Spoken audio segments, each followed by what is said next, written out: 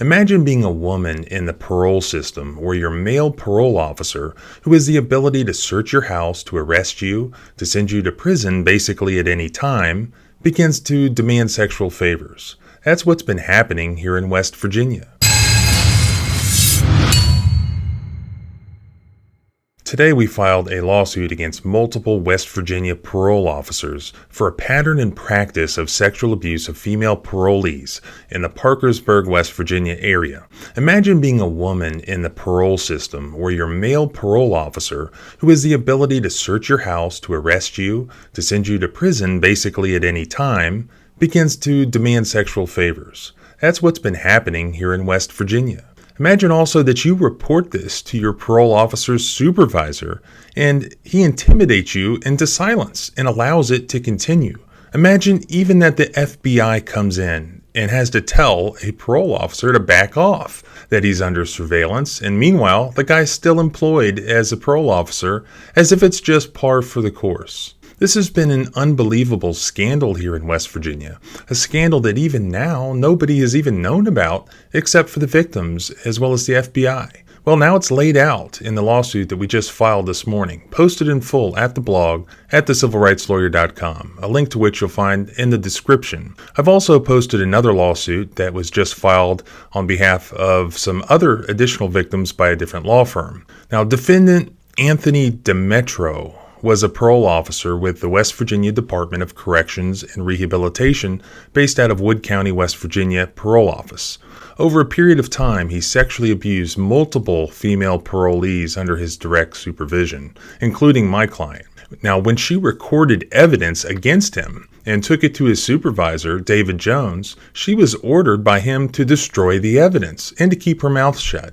Outrageously, the abuser's direct supervisor engaged in a cover-up. But the victims kept coming forward, as oftentimes happens, and the FBI became involved. They ended up catching them all basically in a sting. Now, my client, identified in the lawsuit by her initials, tragically was already victimized in the West Virginia correctional system.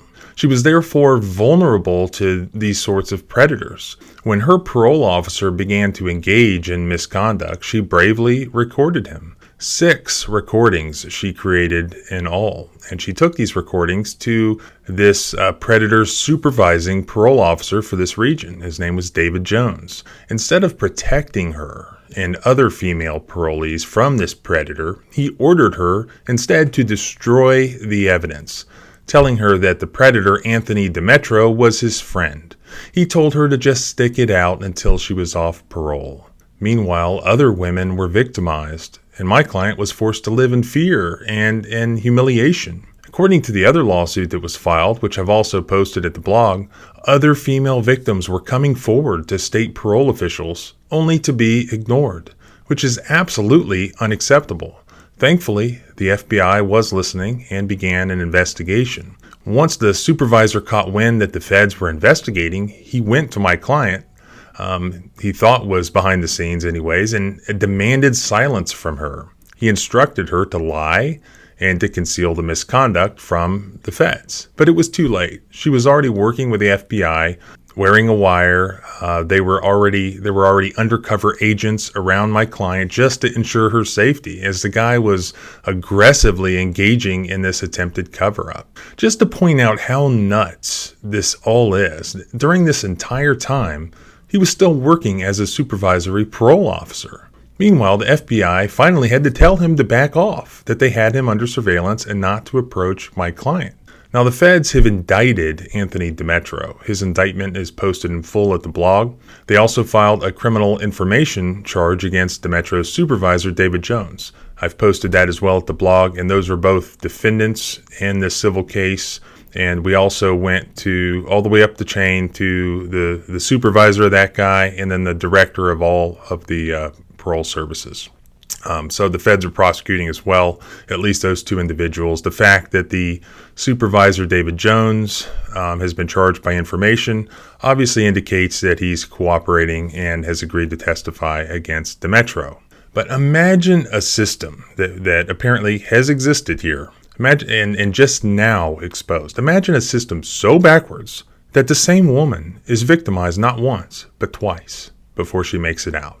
By the way, I believe that this is the same West Virginia parole office where I once posted a video of a guy, my client, getting pulled over and handcuffed by a road-raging off-duty parole officer driving his girlfriend's Audi. And that guy then quit his job, left the state, and my client did fortunately get a small settlement from the state in that situation. This also reminds me of a case I previously had where a male CPS worker was going up to women and telling them that CPS had received a complaint about them, but that he could make it all go away for a non-monetary fee, if you know what he means. That case also settled early on, not surprisingly. Like here, there was no reason not to believe the victims in that case, as there were multiple victims who didn't even know each other, and they were all telling basically the same story. The lawsuit in this case was just filed today, so it's early in the process. And if you Google these types of lawsuits across the country, which there have been many, you'll see that the common theme is establishing liability. It's not necessarily easy. Of course, that's not really an issue with the main perpetrator, but that person is always going to get thrown under the bus, and the government generally doesn't just step forward to voluntarily compensate the victims of its agents, of its employees. It's like when you put your hands on a government employee, they have special charges for you and they throw the book at you.